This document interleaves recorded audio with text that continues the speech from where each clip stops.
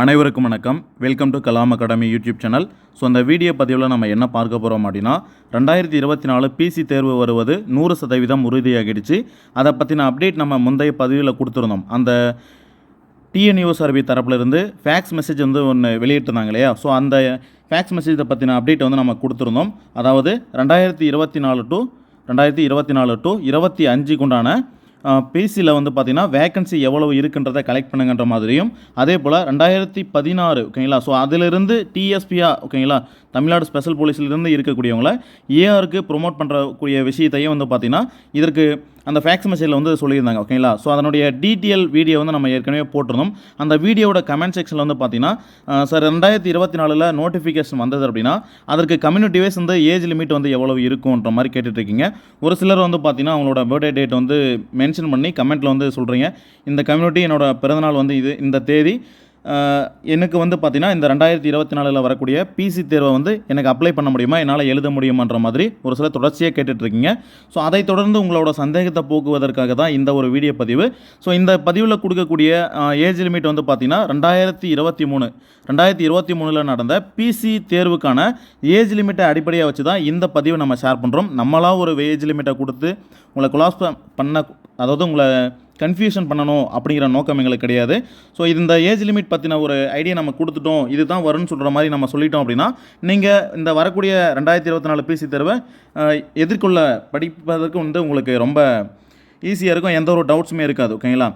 So இந்த பதிவில் வந்து அந்த ஏஜ் லிமிட் தான் நம்ம பார்க்க போகிறோம். ஸோ எல்லாமே கம்யூனிட்டி வைஸ் வந்து பார்த்திங்கன்னா நம்ம ஒரு இந்த வயசு இருந்தால் தான் நீங்கள் அப்ளை பண்ண முடியும்னு சொல்லிட்டு நம்ம சும்மா சொல்லிட்டு போகலாமல் இந்த தேதியிலிருந்து இந்த தேதிக்குள்ளே நீங்கள் பிறந்திருந்தால் உங்களால் அப்ளை பண்ண முடியுன்றதை பற்றி நம்ம சொல்ல போகிறோம். ஸோ இதை வந்து நான் ஏற்கனவே உங்களுக்கு ஒரு வீடியோ பதிவில் சொல்லியிருந்தோம். ஸோ இந்த மாதிரி ஏஜ் லிமிட் இது தான் சொல்லிட்டு, பட் கண்டினியூஸாக வந்து நிறைய பேர் கேட்டுட்டு இருக்கிறதுனால இதை ஒரு அப்டேட்டாக கொடுத்துட்டு அவங்களுக்கு படிக்கிறதுக்கு எந்த ஒரு, அதாவது இந்த ஏஜ் லிமிட் இருக்கும், நம்மளால் அப்ளை பண்ண முடியுமா பண்ண முடியாதுன்ற அந்த ஒரு யோசனை வந்து உங்களுக்கு வராது ஓகேங்களா. ஸோ இந்த அப்டேட் கொடுத்துட்டேன்னா உங்களுக்கு படிக்கிறதுக்கும் மைண்ட் சாட்டிஸ்ஃபைடாக வந்து நீங்கள் படிப்பீங்க. ஸோ அதுக்காக தான் இந்த ஒரு பதிவு நம்ம சொல்கிறோம் ஓகேங்களா. ஸோ எதுவும் பேசிகிட்டு இருக்க வேண்டாம், எல்லாமே கம்யூனிட்டி வைஸ் நம்ம சொல்லிடுறோம். ஸோ இதுக்கு முன்னாடி வந்து பார்த்திங்கன்னா நான் ஒரு இன்ஃபர்மேஷன் கொடுத்துட்றேன்.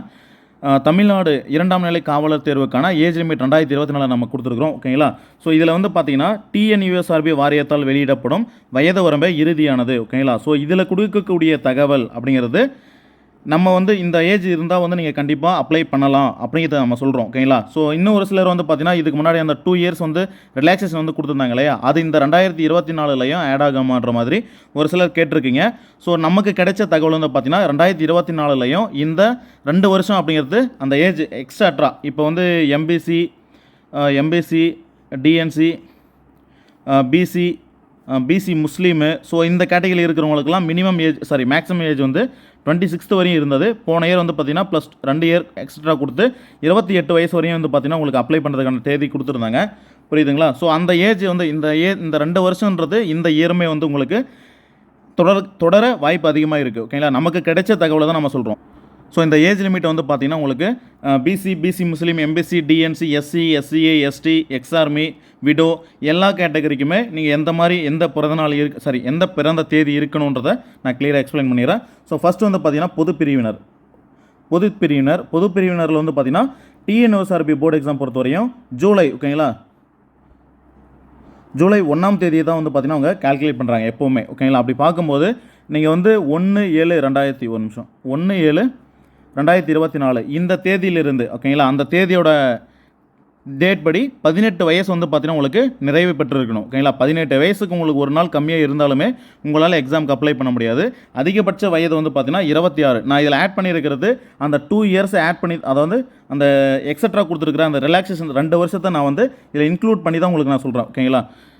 இந்த தேதி என்று 18 வயசுக்கு வந்து பார்த்திங்கன்னா உங்களுக்கு நிறைவே பெற்று இருக்கணும், 26 வயசுக்கு மேலே இருக்கக்கூடாதுன்னு சொல்லியிருக்காங்க ஓகேங்களா. ஸோ நான் உங்களுக்கு கிளியராக சொல்லணும் அப்படின்னா உங்களோட பிறந்த தேதி 1/7/1998க்கு மேலே இருக்கணும் ஓகேங்களா. அதிலிருந்து 2006க்குள்ளே ஓகேங்களா, 1/7/2006க்குள்ளே நீங்கள் பிறந்திருந்தால் உங்களால் எக்ஸாமுக்கு அப்ளை பண்ண முடியும் ஓகேங்களா. சொல்கிறது உங்களுக்கு புரியுன்னு நினைக்கிறேன்.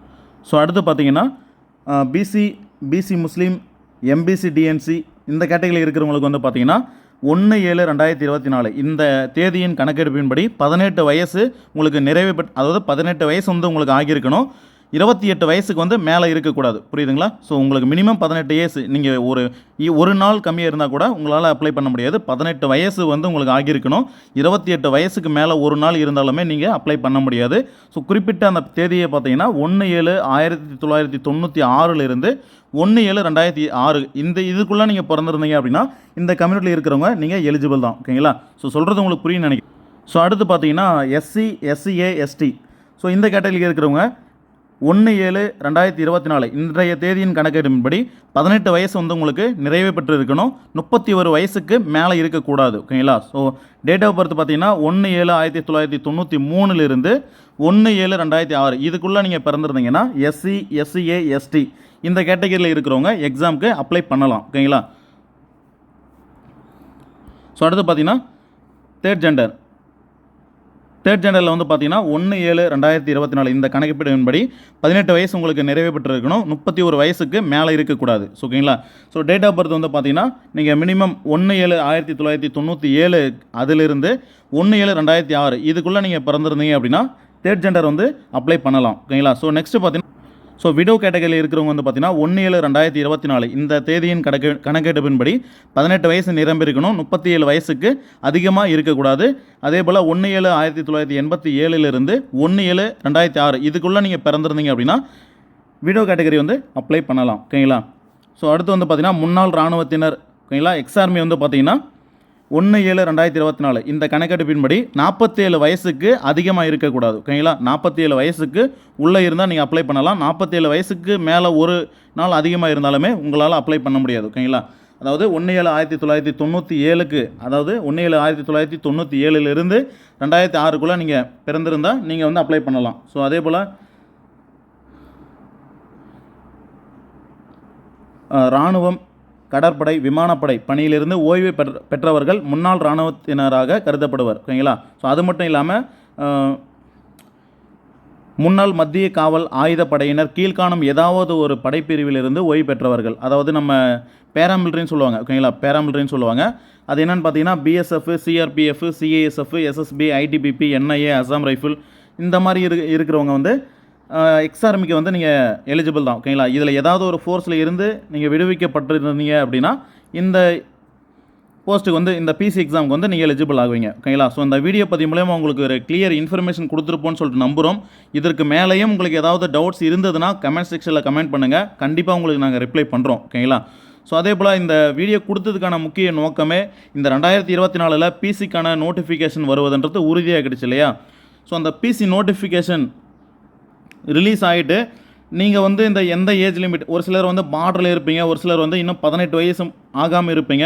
அவங்கெல்லாம் வந்து எப்படி படிக்கிறது என்னன்றது அந்த ஏஜ் லிமிட் சம்மந்தப்பட்ட டவுட்ஸ் இருந்துகிட்டே இருக்கிறதுனால உங்களால் ஒரு கிளியராக வந்து ஒரு ஐடியா வந்து உங்களால் படிக்க முடியாது. ஸோ அதனால் உங்களோட டவுட்ஸ் கிளியர் பண்ணுறதுக்காக தான் இந்த ஒரு வீடியோ பதிவு.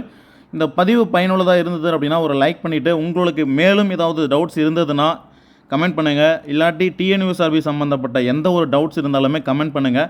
கண்டிப்பாக உங்களுக்கு நாங்கள் ரிப்ளை பண்ணுறோம். நன்றி.